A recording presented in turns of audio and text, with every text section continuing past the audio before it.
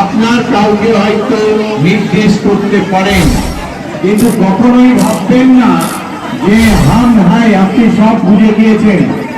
কারণ আপনাদেরকে কিন্তু একটু বুঝতে হবে, বুঝে প্রোগ্রামগুলো সম্বন্ধে ওয়াকিবহাল হয়ে তারপর সিদ্ধান্ত নিয়ে সেই সুতরাং একটু ধৈর্য ধরুন।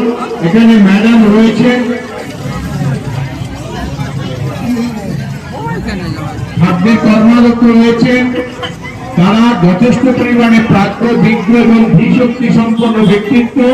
আমি বলবো those the candidates who are directly or indirectly involved with this system, please tell them and please go ahead for your help. যেন তেন প্রকারের সাহায্যটা করার কথাটা তোমাদের মধ্যে থাকবে এবং সেই সাহায্য